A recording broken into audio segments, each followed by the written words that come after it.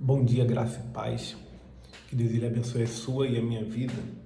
Eu estou aqui no meu estúdio que estou montando e eu queria falar um pouco sobre o estudo que eu tenho feito. Envolve um pouco o preterismo, envolve um pouco, aponta um pouco, né, para a missão de Jesus com a mulher samaritana, mas é uma interpretação e entendimento básico para que a gente possa entender a luz do Evangelho e da mensagem de Jesus. Eu queria trazer primeiramente um título para esse tema, e o nome do título desse tema será chamado A Idolatria a Israel é a Rejeição de Cristo. Vou repetir, a idolatria para Israel é a rejeição para Cristo. Já queria convidar você a abrir o Evangelho de João no capítulo 4, do versículo 19, a partir da parte H do texto. É um evangelho, uma palavra muito conhecida, fala sobre a mulher samaritana, quando ela tem um encontro com Jesus. A Bíblia diz que Jesus ele ia para Jerusalém, ele teria que passar por Samaria, e Jesus ele vai ficar ali em Sicar, né, onde ficava localizado o tanque, o poço de Jacó, que ele tinha dado por herança para seu filho José.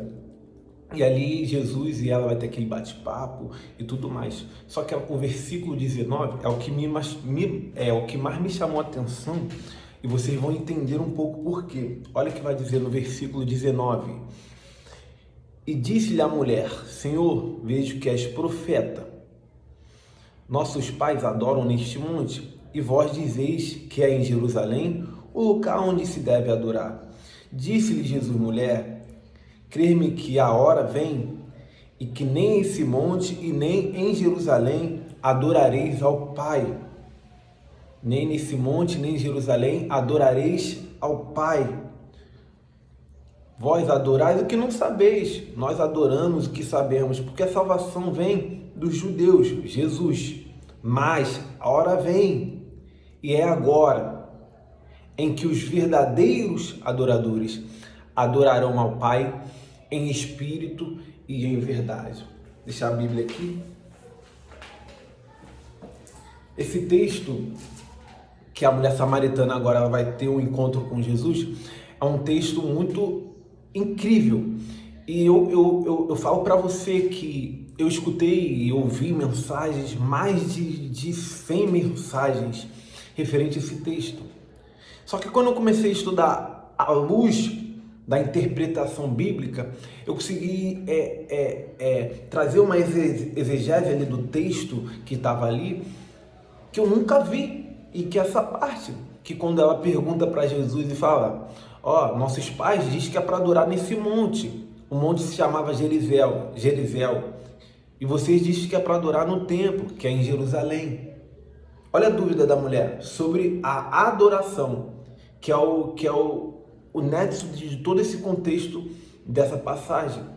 A mulher ela estava preocupada com o lugar de adoração. E Jesus vai chegar para aquela mulher e vai dizer: mulher, nem neste monte e nem em Jerusalém vocês vão adorar mais. A salvação vem dos judeus, até porque eu vim. Mas chegará um momento, e esse momento é agora, que os verdadeiros adoradores adorarão a Pai em espírito e em verdade. Porque Deus ele é espírito. E isso que importa para ele, que nós adoramos em espírito e em verdade. Ali, primeira coisa que Jesus está quebrando é o protocolo de duas coisas. O protocolo de que a adoração não é no Monte de Gerizim e a adoração não é no Templo de Jerusalém. Jesus está dizendo que a adoração a ele não está limitada a um local físico, mas a adoração dele está ligada no nosso interior. Vale mais 1000 vezes nós ter uma adoração verdadeira do que esperar um local, um momento específico para adorar ao Pai. Então aqui eu já entendo esse contexto muito grande. Só que quando Jesus ele também fala sobre isso, tem 2 pontos. O primeiro ponto, a mulher samaritana, ela é a segunda pessoa que vai escutar que Jesus é o Messias, e ela vai para Samaria e ela vai, a palavra dela, a palavra que Cristo liberou sobre ela fez com que ela espalhasse o evangelho para toda Samaria. E muitos creram através da palavra da mulher, está na Bíblia. Então a primeira coisa, a adoração, a verdadeira adoração, leva você a anunciar o evangelho para a sua região. E o segundo ponto que eu tenho, que a Bíblia vai me mostrar, é que quando Jesus fala, chegará um momento que não é no monte e no Jerusalém. Só que quando Jesus está falando para Jerusalém, ele está apontando para uma profecia que já foi dita por Zacarias no seu capítulo de número 9, acerca do Messias que iria de vir, antes de Jesus vir. A gente pega o contexto de Lucas, no seu capítulo de número 19, que Jesus vai ter um encontro com Zaqueu, e depois Jesus ele vai contar uma parábola sobre os talentos, que o vai enterrar, etc. E depois, logo em seguida, Jesus ele vai para Jerusalém. Só que ele, perto, chegando em Jerusalém, a Bíblia vai dizer que Jesus, a ele olhar para a cidade, ele vai dizer algumas coisas. E eu quero ler, que está lá em Lucas capítulo 19. Olha o que Jesus vai dizer quando ele vai entrar em Jerusalém. E tendo... Não, calma aí.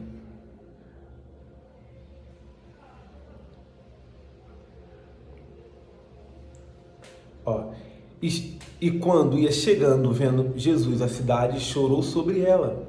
E quando ia chegando, vendo a cidade, chorou sobre ela, dizendo: se tu conhecesses também, menos teus dias, o que a tua paz pertence, mas agora isto está encoberto aos teus olhos, porque dias virão sobre ti, em que teus inimigos te cercarão de trincheiras e te sitiarão, e te estreitarão de todas as bandas, e te derribarão de ti os teus filhos que dentro de ti estiverem. Não deixarão em ti pedra sobre pedra, pois não reconheceis o tempo da visitação. Vou repetir o versículo 44 de Lucas 19. E de ti derribarão a ti e aos teus filhos que dentro de ti estiverem, e não deixarão em ti pedra sobre pedra, pois não reconhecestes o tempo da tua visitação. Agora a gente vai entrar no texto que eu falei, que a idolatria a Israel é a rejeição de Deus. Então, quando Jesus ele fala acerca do que a adoração não vai ser mais em Jerusalém, no templo de Jerusalém, no monte de Gerizim, que é em Samaria, Jesus ele está quebrando um protocolo sobre um local específico para adoração. E ali, quando ele fala sobre Jerusalém, eu entendo totalmente que é esse contexto. Porque aqui a profecia de Zacarias não se cumpriu, mas Jesus ele está profetizando novamente o que Zacarias tinha dito acerca do Messias. Porque ele veio para os seus e os seus o rejeitaram. Então, com esse contexto que ele está dizendo, que não ficará pedra sobre pedra, porque não reconheceste o tempo da tua visitação, ele está falando que o povo judeu não reconheceram a visitação do Messias e por isso eles rejeitaram. E por essa rejeição, eles iam sofrer consequência. Qual era a consequência? Que os seus inimigos te derribarão e te estreitarão. Ai de vós. Aqui ele está falando sobre o quê? Sobre a destruição do templo. Quando a gente olha para o ano 70 depois de Cristo, quem foi os inimigos dos judeus? Foi o Império Romano, que depois de 70, Vespasiano com seus soldados, eles estreitaram Jerusalém. Jerusalém ficou cercada pelo Império Romano. E ali houve morte e eles destruíram o templo de Jerusalém. E levaram, saltearam tudo, levaram tudo de Jerusalém. E não ficou pedra sobre pedra. E até hoje eles lamentam, eles choram no muro das lamentações. Mas é porque eles não reconheceram o tempo da sua visitação. O que eu entendo com isso é que Jesus, a todo momento, quando ele chega para os judeus, ele vai chegar como humilde. O profeta Zacarias profetizou sobre ele que ele viria numa jumentinha, como sinal de humildade. Só que o povo judeu, alguns, e o sistema religioso, os fariseus, os saduceus, todos esses, o órgão do farisaísmo, eles não viam o Messias como um homem humilde. Eles viam o Messias que ele faria com que ele reconstruísse um trono davídico para que ele julgasse os seus adversários de uma forma de guerra. Então eles viam Jesus como poder político e como poder de hierarquia de guerra. Eles acreditavam que Jesus iria se sentar num trono físico. Então a interpretação da Torá deles distorceram tanto a mentalidade deles que eles não conseguiram reconhecer o próprio Messias. Por isso que o texto diz: eu vim para os meus e os meus me rejeitaram. O que eu estou trazendo para vocês no dia de hoje? O povo judeu, ainda que eles eram a nação que você não é judeu, meu filho, você não é judia, minha filha. Pare de querer idolatrar eles. Você foi enxertado na oliveira, na videira, você foi enxertado. Você foi alcançado. O apóstolo Paulo dizia para a gente viver em novidade. Do Espírito do Evangelho, a novidade. São coisas novas.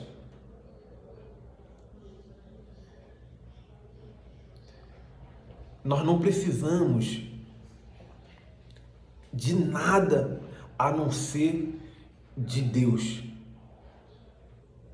Lucas está dizendo que eu não tenho que ir ao templo, que eu não tenho... Eu não estou dizendo isso. O apóstolo Paulo vai falar: não julgueis a fé de cada um. Uns necessitam mais, outros necessitam de outro, outros necessitam tanto. Cada um tem as suas necessidades. Não. Só que nós hoje, como igreja, nós estamos voltando a algumas questões que Cristo não quer. É um constrangimento muito grande. O maior crescimento do Evangelho, ainda que foi derramado o Espírito, mas o maior crescimento do Evangelho, que está em Atos dos Apóstolos, foi quando a igreja primitiva se deu início. E ao ela se dar o início, eles faziam a reunião deles em casa, em casa, em casa, em casa. E Deus acrescentava quem seria salvo. Deus acrescentava quem seria salvo. Então hoje não existe o templo de Jerusalém. Jesus falou a profecia: a sua casa ficará deserta. Está falando de Jerusalém, hoje ele não tem a casa. Cristo falou que não ficaria pedra sobre pedra. Cristo falou para os fariseus que se ele destruísse aquele templo lá, ele ia reconstruir no terceiro dia. Ele está falando que ele seria o próprio templo. Em Mateus capítulo 27 também, o véu, quando ele é rasgado, era o sumo sacerdote, que o povo tinha que se apresentar para o sumo sacerdote, por causa dos seus pecados, dos seus erros. Só que quando o véu é rasgado, quando Cristo vai para a cruz, em Mateus capítulo 27, ele vai falar que o véu do santuário ele é rasgado. O que separava o homem da presença de Deus, que era o véu, foi rasgado. Hoje a gente temos acesso direto e Cristo falou que ele agora é o nosso sumo sacerdote. Então o templo serve para quê? O templo é um local para a gente ter comunhão, para a gente se alegrar em Cristo, para a gente se edificar, mas pare de idolatrar o templo. Nós precisamos entender que o templo somos nós.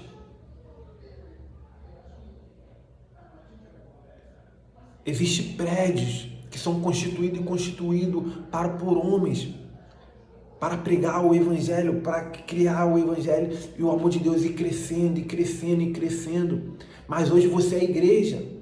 Se você é igreja, você precisa entender que todas as vezes que Jesus ele fala de igreja, ele está falando eclésia no hebreu, que significa que vocês são chamados para fora. Quantas das vezes nós queremos chamar para dentro, mas não somos chamados para fora? O evangelho revela mais quem está fora do que quem está dentro. O evangelho revela mais o amor, o evangelho, a boa notícia, a boa mensagem vai revelar mais fora do que dentro. Porque dentro nós temos protocolos, momentos de orar, momentos de adorar. Dentro nós vamos ser limitados a algumas questões jurídicas, digamos assim, ou doutrinárias no tempo. Mas fora que a gente vai ser totalmente livre. Sabe por quê? Porque é fora que você vai ver se realmente você tem uma boa mensagem. É no seu trabalho que você vai ver se você tem uma boa mensagem. Sabe? É na sua faculdade, é quando alguém se levantar contra ti, é quando alguém te julgar, te apontar, falar da sua integridade, do seu caráter. Aí você vai realmente ver se o evangelho, se a boa mensagem, a boa notícia está dentro de você.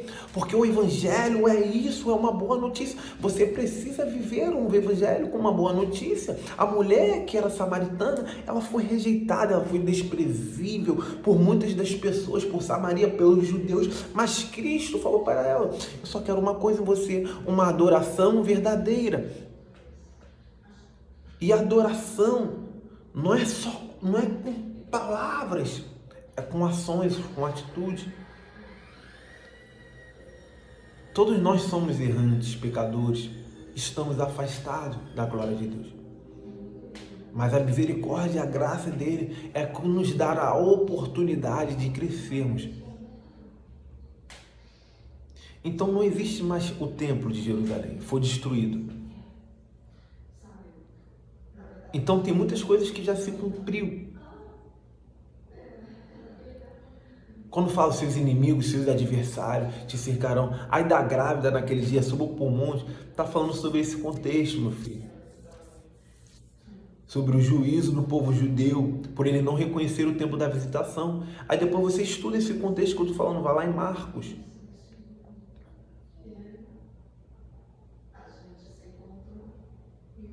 E hoje eles sofrem até hoje com o muro das lamentações, porque eles não reconheceram o tempo da tua visitação.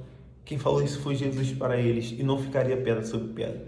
Jesus vai olhar para Jerusalém e vai dizer: ó, Jerusalém, quantas vezes eu tentei fazer com vocês como a galinha faz com seus pintinhos? Quantas vezes eu tentei colocar vocês debaixo do meu braço, mas vocês não me ouvistes? Ó, Jerusalém, que mata os profetas. Os fariseus, o sistema, a religião, a religião, eles conseguiram matar eles mataram os profetas. Olha, a religião matou os profetas. Foi a religião que matou os profetas. Isso é muito forte. Pode falar o que você quiser. Foi a religião que matou os profetas. Foi o próprio povo de Jesus que mataram Jesus. Sabemos que tem um propósito nisso, ok? Mas foi o próprio povo que não reconheceu. A todo período,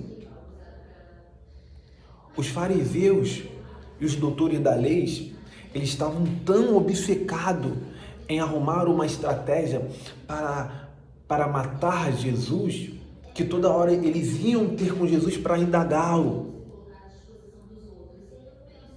Em Lucas vai dizer também que eles indo com Jesus, eles vão dizer assim, a fim de tentar arrumar uma forma para matar Jesus.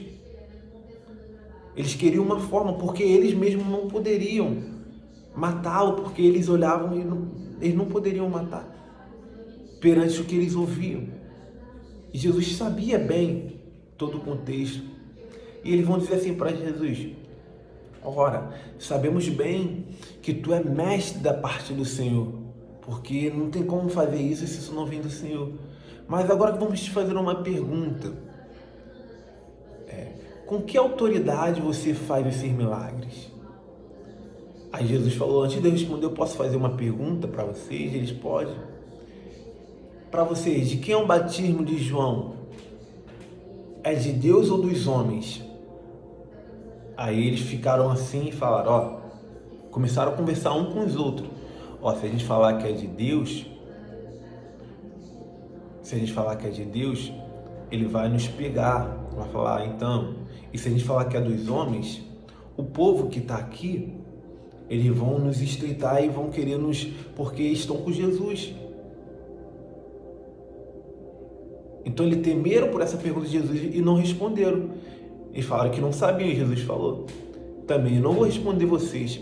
Depois eles vieram de novo com Jesus, os principais sacerdotes, os fariseus, e ele falaram assim, me faz outra pergunta, possamos fazer outra pergunta para você?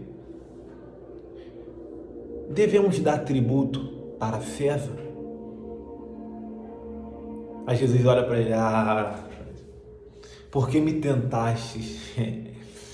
Na linguagem de Jesus, ele olhou, vamos dizer de modo claro, Jesus ia olhar e falar, não, tributo a César, não.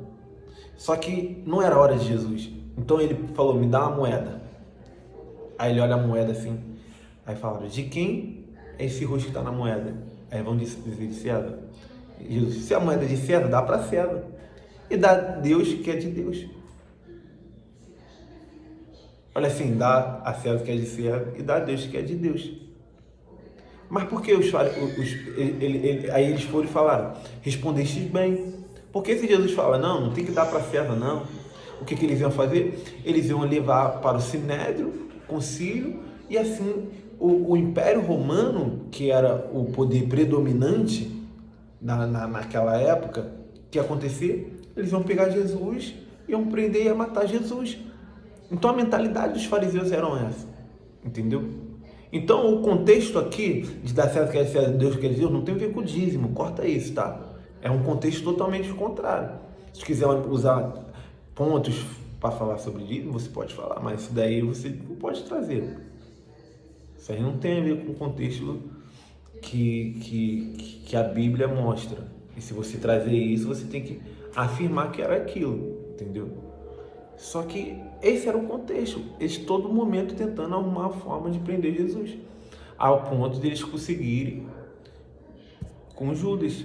E Jesus foi entregue ali por 30 moedas de prata, e nós sabemos bem, é um contexto de coisa, mas foi isso, entendeu? Então o que eu quero te dizer, a idolatria a Israel é a rejeição de Deus. Quando você pega um símbolo que era um ornamento, um monumento bem utilizado, na verdade sagrado naquela época, por exemplo, a Arca da Aliança. A Arca da Aliança significa a presença de Deus. Quando o povo eles pegavam a Arca da Aliança, ou eles cuidavam da Arca da Aliança, era ali que Deus se apresentava.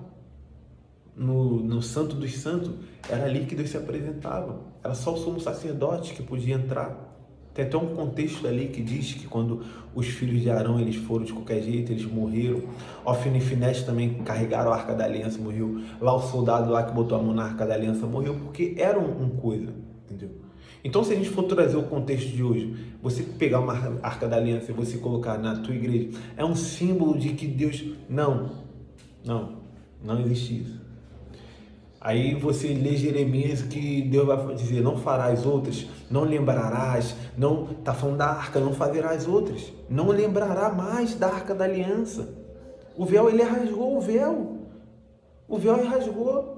Quando você pega uma chavezinha, a chave que vai mudar a tua coisa, e você coloca ali algo em cima daquilo, o valor dessa chave para a sua fé é R$50.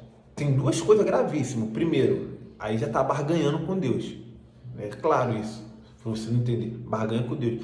E segundo, miticismo. A chave vai abrir. Para, o que abre não é chave não, irmão. O que abre não é o dinheiro que você vai dar não, irmão. O que abre é o nível de fé e a vontade e o querer de Deus. A palavra fé significa firme fundamento das coisas que não se vê, mas se esperam. Então, se eu preciso ver uma chave para a minha fé ativar, deixa de ser fé, se torna miticismo. Então, quando você cai nessas coisas de tua fé está precisando ser ativada por uma chave. Pô, meu amigo, para com isso. Uma boa notícia, uma boa mensagem. Hoje eu tenho uma crítica muito interna comigo, referente a mim, o evangelho que eu vivo, o evangelho onde eu estou inserido. Eu tenho uma crítica muito interna com o povo evangélico, com o povo que se diz cristão. Eu tenho uma crítica muito interna. Eu tenho também uma mensagem queimando dentro de mim, para aqueles que não ouviram do amor, do favor, da misericórdia, da transformação, da renovação do entendimento, da novidade do Espírito. Eu também tenho essas questões para outras pessoas. Mas fica a dica para você que está aí na tua casa: estuda o Evangelho, busca a palavra de Deus, busca homens de Deus que que você vai olhar e vai falar, pô, isso aí está falando palavra, texto bíblico, não é heresia, não é miticismo não, entendeu? Isso daí é Bíblia, isso aí está falando Bíblia, entendeu? Um homem que é reto, que você deve observar a maneira que teu pastor deve andar, meu amigo, entendeu? Então é isso, entendeu? Eu congrego numa igreja, na igreja Rocha Viva, que é aqui em Colégio. Se você quiser vir, vai ser bem recebido, entendeu? É o pastor Laurindo, o pastor Eni. Eu não tô presente nos cultos como eu sempre fui na minha vida. São por questões minhas, entendeu? Não tem nada a ver com a igreja, são questões minhas. Eu vou de vez em quando, entendeu? São questões minhas. Esse é o meu posicionamento, mas eu falo, busque o Evangelho primeiramente o reino de Deus, entendeu? Conhece a verdade, tenta ler a Bíblia sem você se basear em interpretações de homens, que eu digamos assim, óbvio que vai ter interpretações de homens que vão estar totalmente contextualizadas com a passagem. Só que você precisa ter um entendimento do que a palavra está dizendo, porque tem muitas interpretações que saem da exegese, que é o texto.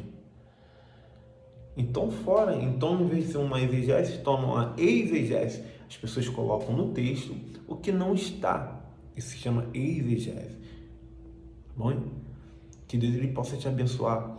Busque estar num local onde você realmente veja Deus, entendeu?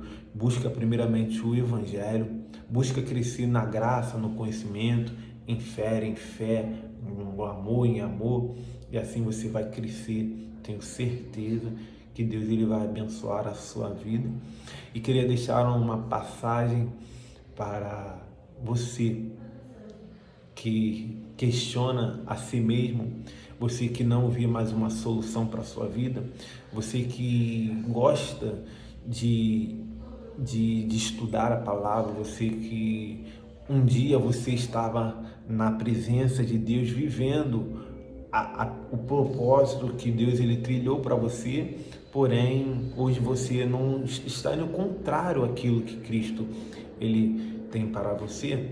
Eu queria te dizer por uma coisa muito importante para a sua vida: nada te afastará do amor de Cristo, nada.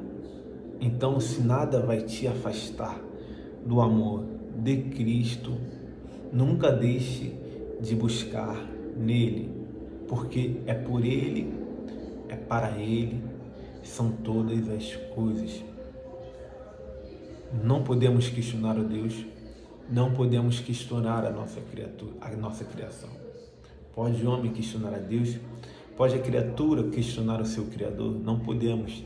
Então, se você estar aí hoje e acha que para ti não tem mais solução, ou que você não consegue mais ter forças, eu quero te dizer que Deus é o teu socorro bem presente na hora da angústia.